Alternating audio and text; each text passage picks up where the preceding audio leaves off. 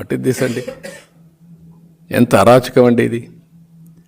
ప్రెస్ని భయపెట్టారు, రాజకీయ నాయకుల్ని కార్యకర్తలను భయపెట్టారు, యూనియన్స్ని భయపెడుతున్నారు, ఆఫీసర్స్ని భయపెడుతున్నారు. ఇది చాలా దుర్మార్గం. అందుకే కోరుతున్నా, ఇది మనందరి ఎన్నికలు. గెలవాల్సింది పార్టీలు కాదు, అభ్యర్థులు కాదు, రాష్ట్రం గెలవాలి, తెలుగు జాతి గెలవాలి.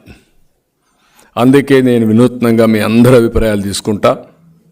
అందరి అభిప్రాయాలు తీసుకొని సరైన అభ్యర్థిని నేను ఎంపిక చేసే బాధ్యత తీసుకుంటా. టెక్నాలజీ కూడా వచ్చింది, వేరియస్ టెక్నాలజీస్ ఉన్నాయి, అవి కూడా ఉపయోగించి నేను తప్పు చేయను, నాకు సహకరించండి. నేను చేయాలనుకునేది ఈ రాష్ట్రం కోసం. ఈ ఎన్నికల్లో చాలామంది నాకు కనపడిన వాళ్ళు కూడా ఒకటే చెప్తున్నారు, ఈసారి కానీ మాకు తెలుగుదేశం అంటే ప్రత్యామ్నాయం రాకపోతే, వేరే ప్రభుత్వం రాకపోతే ఇంకా మేము ఆ రాష్ట్రం మీద ఆశ వదులుకోవాల్సి వస్తుంది, ఇంకా ఆ రాష్ట్రానికి వచ్చే పరిస్థితి కూడా ఉండదనే పరిస్థితికి వచ్చేసారంతా. కాబట్టి ప్రజలందరూ ఆలోచించుకోవాల్సిన అవసరం, మీరు చర్చ చేయాల్సిన అవసరం ఉంది, మౌత్ టు మౌత్ డిస్కస్ చేయాల్సిన అవసరం ఉంది. కడానం ప్రభుత్వాన్ని కూడా నడిపించే పార్టీని కూడా ముందుకు తీసుకుపోయే బాధ్యత మీది. నేనేదో డబ్బులు ఖర్చు పెట్టాలని చెప్పలేదు. ప్రజాబలాన్ని మీరందరూ కూడా సమకూర్చే బాధ్యత ప్రతి ఒక్క పౌరుడి పైన ఉంది. ఈ రాష్ట్రంలో పుట్టిన ప్రతి ఒక్క వ్యక్తి, నువ్వు ఏ ఊరిలో ఉన్నా ప్రపంచంలో, ఈ జన్మభూమి రుణం తెచ్చుకోవడానికి ఒకప్పుడు నేను పిలిపించాను. జన్మభూమి పిలుస్తుంది, రా కదిలి రా అని జన్మభూమి కార్యక్రమాన్ని చేపట్టాం. ఇప్పుడు నేను మళ్ళా మిమ్మల్ని కోరుతున్నా, ఎక్కడున్నా మీరందరూ కూడా సంఘీభావాన్ని తెలియచేయాలి, సహకరించాలి, మీరందరూ కూడా పనిచేయాలి.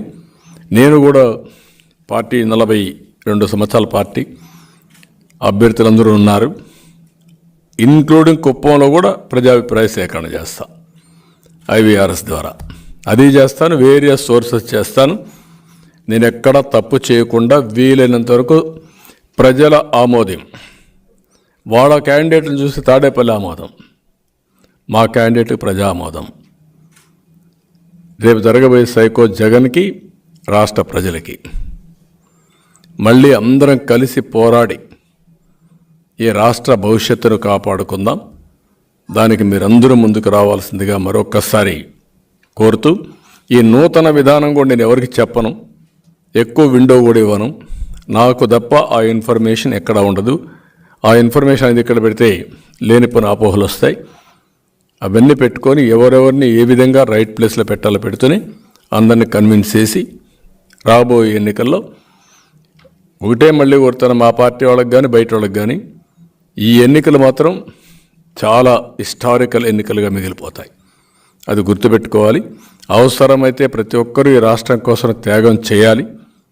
రాజకీయ నాయకులే కాకుండా, రాజకీయ కార్యకర్తలే కాకుండా ప్రజలు కూడా త్యాగం చేసే పరిస్థితికి రావాలి.